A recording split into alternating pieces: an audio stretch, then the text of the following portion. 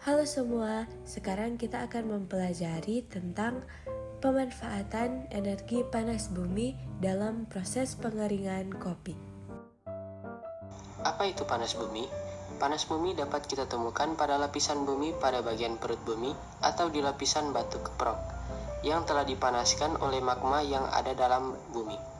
Energi ini dapat terbentuk karena adanya tenaga endogen, yaitu aktivitas tektonik dalam bumi. Di Indonesia, pemanfaatan energi panas bumi memiliki potensi yang sangat besar untuk dilakukan dan dikembangkan. Selain dimanfaatkan di PLTP, energi panas bumi ini juga dapat dimanfaatkan untuk budidaya kopi.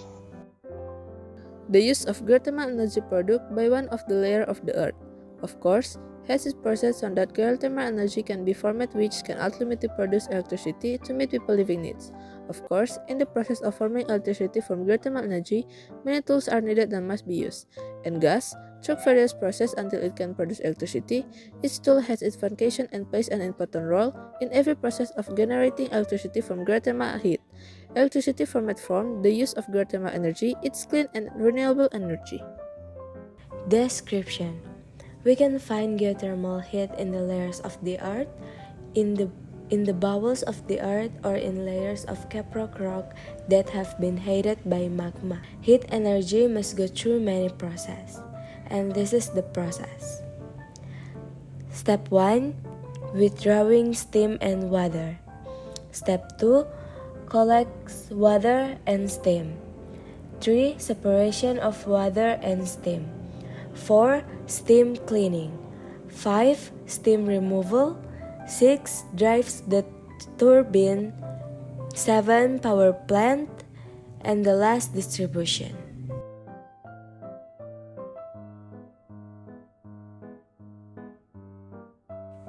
Pemanfaatan energi panas bumi membantu proses pengeringan kopi.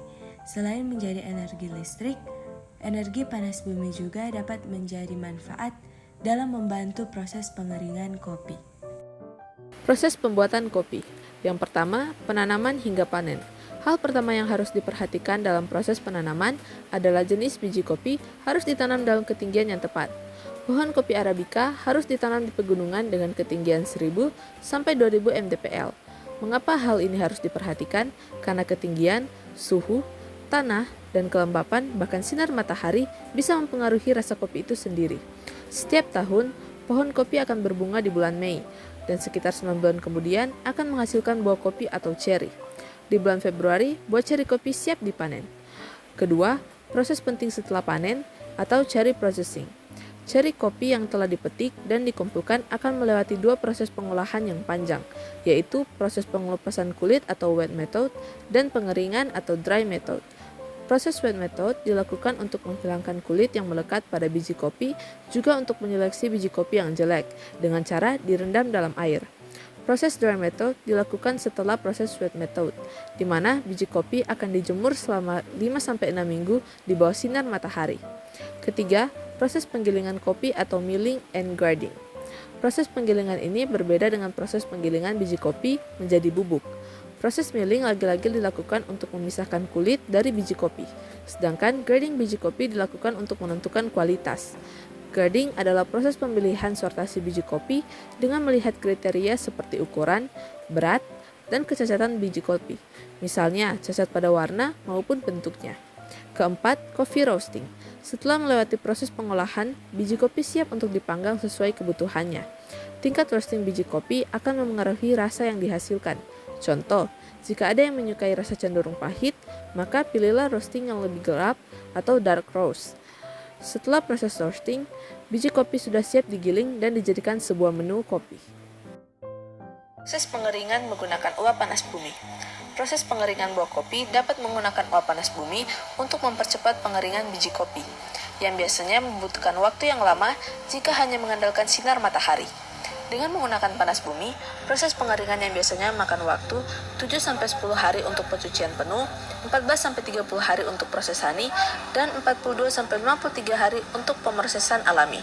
Dapat dipercepat menjadi 2-4 hari untuk pencucian penuh, 4-7 hari untuk proses honey, dan 7-10 hari untuk pemrosesan alami. 1. Penggunaan uap panas bumi. Biji kopi yang telah dikupas kulitnya ditempatkan pada mesin pengering, lalu kemudian dialiri uap panas yang berasal dari sumber panas bumi. Yang kedua, pengaliran panas. Panas dari panas bumi tersebut dialirkan melalui pipa bawah tanah yang berasal dari wilayah pembangkit listrik tenaga panas bumi atau PLTP. Yang ketiga, efisiensi pengeringan. Dengan menggunakan panas bumi, proses pengeringan biji kopi menjadi lebih efisien. Pengeringan setelah pencucian penuh yang biasanya memerlukan waktu 7 hingga 10 hari dapat dipercepat menjadi hanya 2-4 hari. Yang keempat, keuntungan ekonomi dan lingkungan. Selain meningkatkan efisiensi, penggunaan panas bumi juga lebih higienis dan dapat menekan biaya operasional, serta emisi karbon, menjadikannya pilihan yang ramah lingkungan. Kita masuk pada ilustrasi yang di dalamnya akan menjelaskan komponen yang digunakan dan cara kerja dari pemanfaatan energi panas bumi untuk membantu pengeringan kopi. Komponen yang pertama adalah sumur. Sumur yang dimaksud adalah sumur yang dipakai untuk menyedot kembali sisa-sisa uap panas bumi yang sebelumnya dipakai untuk pemanfaatan listrik, yang akan disedot kembali ke dalam tanah. Inilah tahap pertama dari pemanfaatan energi panas bumi untuk pengeringan kopi, di mana uap panas bumi didapatkan dari area yang mempunyai manifestasi panas bumi. Pipa dalam tanah. Pipa inilah yang dipakai untuk membedakan uap mana yang akan disuntikan kembali ke dalam bumi dan mana yang akan dialirkan kembali untuk pemanfaatan pengeringan kopi. Pipa ini bertujuan untuk menyalurkan uap panas bumi ke dalam mesin tabung penampung uap sebelum dialirkan ke mesin pengering. Yang ketiga adalah mesin tabung. Mesin tabung ini dipakai sebagai tempat penampungan uap panas bumi yang akan disalurkan ke dalam mesin pengeringan kopi. Tahap ini adalah persiapan uap panas bumi untuk bisa dimanfaatkan dalam proses pengeringan. Jadi uap panas yang disalurkan yang awalnya di dalam pipa ditampung di dalam mesin tabung ini.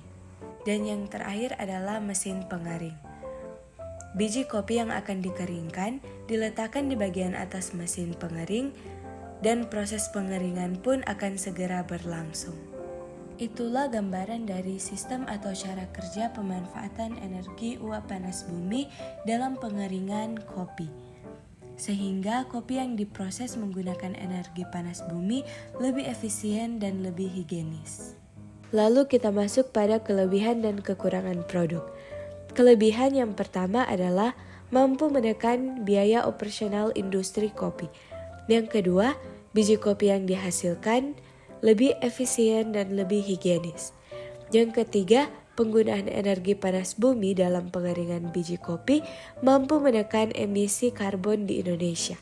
Kekurangannya dalam proses pengeringan dibandingkan dengan pengeringan menggunakan sinar matahari, proses dari pengeringan ini lebih rumit karena harus melewati beberapa proses yang dimana panas bumi harus dialirkan melalui pipa bawah tanah yang berasal dari wilayah pembangkit listrik tenaga panas bumi agar dapat dimanfaatkan untuk mengeringkan biji kopi.